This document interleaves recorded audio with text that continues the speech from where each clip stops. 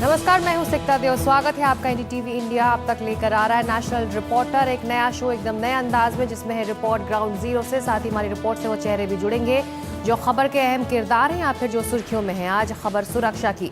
BJP के प्रधानमंत्री पद के उम्मीदवार नरेंद्र मोदी की सुरक्षा का मुद्दा बीजेपी कांग्रेस के बीच एनएसजी या एसपीजी का मुद्दा बनकर रह गया। ये सही है कि गुजरात के मुख्यमंत्री पर खतरा है। इंडियन मुजाहिदीन का एंगल सामने भी आ चुका है, तो भी तब मोदी की पटना रैली में हुए सीरियल धमाकों में लोगों की जान गई और करीब 80 घायल हुए। लेकिन कांग्रेस और बीजेपी इस वक्त एक ऐसी बहस में उलझे हैं जिससे वीआईपी सुरक्षा से जुड़े प्रोफेशनल्स के काम पर उल्टा असर पड़ सकता है। बीजेपी की मांग है कि मोदी को प्रधानमंत्री जैसी सिक्योरिटी कवर मिले। कांग्रेस का जवाब है कि the special protection group act 1988 के मुताबिक ऐसी सुरक्षा सिर्फ मौजूदा प्रधानमंत्री और पूर्व प्रधानमंत्रियों और उनके परिवार वालों को मिलती है, और जो एनएसजी यानी नेशनल सिक्योरिटी गार्ड्स की सुरक्षा कवर मोदी को इस वक्त मिली हुई है वो काफी है। ये तो रही रूल बुक की बात। मोदी की सुरक्षा इस वक्त राजनीतिक मुद्दा भी है। बीजेपी लगातार केंद्र सरकार को मोदी के थ्रेट परसेप्शन को नजरअंदाज करने का आरोप लगा रही है। पूर्व प्रधानमंत्री इंदिरा गांधी की हत्या के बाद 1988 में एसपीजी एक्ट बनाया गया। तब भी मांग होती रही कि एक्ट में प्रधानमंत्री के अलावा दूसरे नेताओं को शामिल किया जाए, लेकिन जबरदस्त बहुमत वाली तब की कांग्रेस सरकार ने इससे इनकार कर दिया था और इसी आधार पर राजीव गांधी के सत्ता से बाहर होते ही उनकी एसपीजी कवर भी हटा ली गई थी। राजीव गांधी की हत्या के बाद 1991 में नरसिम्हा राव सरकार ने एक्ट में बदलाव किया और पूर्व प्रधानमंत्री और उनके परिवारों को भी इसमें शामिल किया। वैसे मोदी को Z+ सुरक्षा मिली हुई है और एनएसजी का कवर भी है। एनएसजी का गठन भी इंदिरा गांधी की हत्या के बाद किया गया था। मकसद था आतंकवाद से निपटने के लिए एक फोर्स तैयार करना जो राज्य पुलिस और अर्धसैनिक बलों से बिल्कुल अलग हो। लेकिन हाल के सालों में एनएसजी वीआईपी सिक्योरिटी से भी जुड़ी है। एनएसजी और एसपीजी में फर्क सिर्फ इतना है कि एसपीजी सिक्योरिटी कवर को संसद में मान्यता मिली हुई है जो अपने वीआईपी प्रोटेक्टी की 24 घंटे कवर करती है, जबकि एनएसजी का कवर तभी होता है जब उसके प्रोटेक्टी एक जगह से दूसरी जगह जाते हैं। इसलिए एसपीजी को सुपीरियर सुरक्षा कवर के तौर पर देखा जाता है। अब हमारी ग्राउंड रिपोर्ट। पटना सीरियल धमाकों के बाद नरेंद्र मोदी और प्रधानमंत्री मनमोहन सिंह के सुरक्षा घेरे में कितना फर्क है? भारत माता की।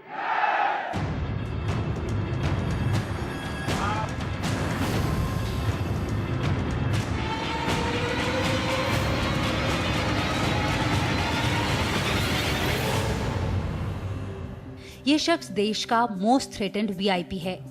केंद्रीय गृह मंत्रालय की लिस्ट में जिन लोगों को सबसे ज्यादा सुरक्षा चाहिए उनमें इसका नाम प्रधानमंत्री से ऊपर है। एनडीटीवी इंडिया को मिली हुई जानकारी के मुताबिक गृह मंत्रालय को लग रहा है कि गुजरात के मुख्यमंत्री नरेंद्र मोदी दोहरे खतरे से घिरे हैं।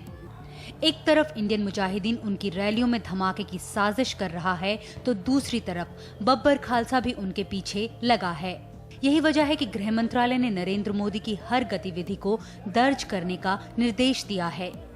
पटना ब्लास्ट के बाद उनको और अपग्रेड की गई है उनकी सिक्योरिटी, और जहां तक हमें थ्रेट परसेप्शन लगेगा किसी भी व्यक्ति का, सिर्फ मोदी जी नहीं कोई भी हो जिस पे थ्रेट है, उसको हम सिक्योरिटी को रिव्यू करके बढ़ाते रहते हैं और घटाते रहते हैं। पटना में मोदी की रैली में हुए धमाकों के बाद गृह मंत्रालय ने फैसला किया है कि नरेंद्र मोदी को प्रधानमंत्री की तरह एक एडवांस लाइजन टीम यानी ASL दी जाएगी। फर्क सिर्फ इतना है कि प्रधानमंत्री के लिए एसपीजी ये टीम बनाती है, जबकि नरेंद्र मोदी के लिए ये पहल गुजरात पुलिस की तरफ से होगी।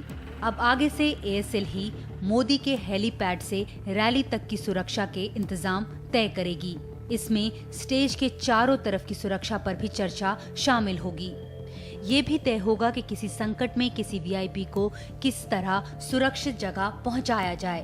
ASL ही तय करेगा कि रैली के दौरान कौन कौन लोग उनसे मिल सकेंगे और इसका जरिया क्या होगा। एनएसजी उनको सिक्योरिटी कवर दे रही है, उनके लिए हमने एडवांस सिक्योरिटी लाइसेंसिंग का भी सिस्टम दे दिया है। तो मैं समझ सकता हूँ कि जो थ्रेट परसेप्शन था उनका, जितनी हमें सिक्योरिटी देनी थी उनको दी गई है। एनएसजी का सरकार ने गठन इसलिए किया था क्योंकि काउंटर इंसर्जेंसी ऑपरेशंस के लिए, जबकि एसपीजी का गठन वीआईपीज की सुरक्षा के लिए किया गया था। अब दोनों एसपीजी और एनएसजी कमांडोज को एक तरह की ट्रेनिंग दी जा रही है, इसलिए ये कहना गलत होगा कि एनएसजी द्वारा दी गई सुरक्षा घेरा इतना कड़ा नहीं होता और एसपीजी द्वारा दिया गया सुरक्षा घेरा कड़ा है। गृह मंत्रालय की माने तो मोदी और प्रधानमंत्री की सुरक्षा यानी एनएसजी और एसपीजी के बीच का फर्क कम होता जा रहा है।